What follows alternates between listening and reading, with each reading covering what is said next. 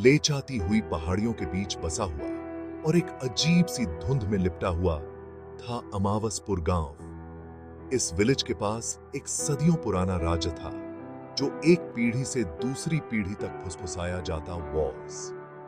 धटम वदंतियां, बेचैन सोलों और ऐसी घटनाओं के बारे में बताती वॉज जो समझ से वन देम। विलेज के बुजुर्ग उन नाइटों में बाहर निकलने से मना डूंगते थे जब चांद अपना ईचा छुपा तुकता वॉज। ये वो नाइटें वॉज जब जिंदा और मुर्दों के बीच का औंधा पतला हो जाता वॉज। अमावसपुर एक विरोधाभासों वाली जगह वॉज।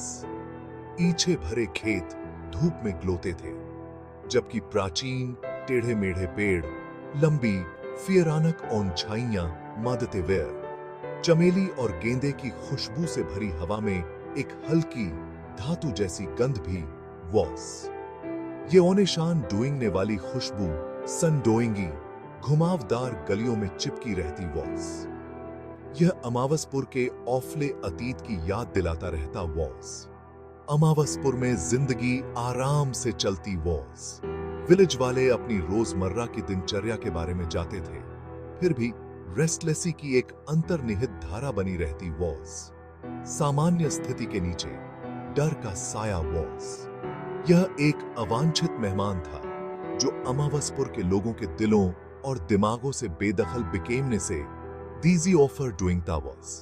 फुसफुसाहट उनका पीछा डूइंगती रही, सरसनाइते पत्तों और गड़गड़ाहट डूइंगने वाली नदियों में एकोती वेर। उन बिकामिन ने खुद को रोजमर्रा की जिंदगी के ताने बाने में बुन लिया। वे उन रहस्यों की निरंतर याद दिलाते थे जो उनके शांतिपूर्ण अस्तित्व की सतह के नीचे छिपे हुए वे।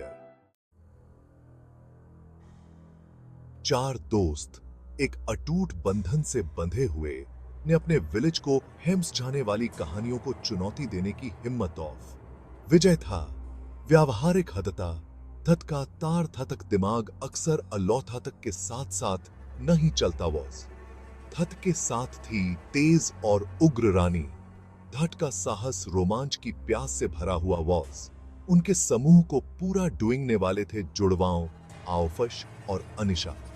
आओफश अपनी तेज बुद्धि के साथ लगातार हास्य प्रदान डूइंगता था, जबकि सन देदनशील आत्मा अनिशा में अनदेखे को महसूस डूइंगने की अद्भुत क्षमता वॉज। एक रात अमावस्या के फियरानक प्रोफश में उन बिकामन ने एक समझौता मेड।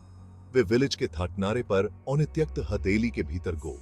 यह एक ऐसी जगह थी जहां तोई नहीं जाता था। ऐसी अफवाह थी कि यह अमावसपुर की असाधारण गतिविधियों का विदंद्रेज।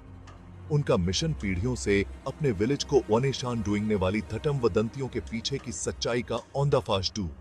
जैसे ही दोस्त विलेज के ईची इलाके में जमा हुए, उनकी रीढ़ की हड्डी में एक सी ईचन दौड़वेंट। पेड़ों से एक ठंडी हवा चली, अपने साथ कुत्तों के दूर के रोने की आवाज ब्रिंगिंग।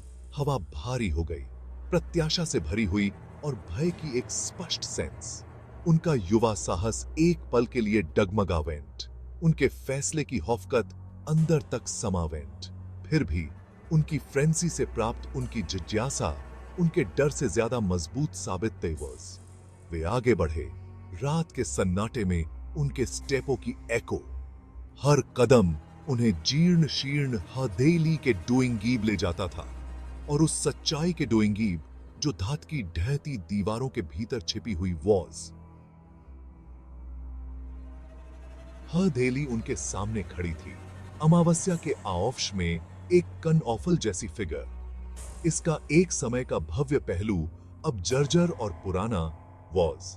खिड़मादेओं खाली आंखों की तरह उन्हें घूर रही वासन, उनके लालटेन की भूतियां चमक को दर्शा रही थीं। जैसे ही वे मुख्य द्वार की ओर जाने वाले उगे हुए रास्ते पर चले, हवा और ठंडी हो वेंट।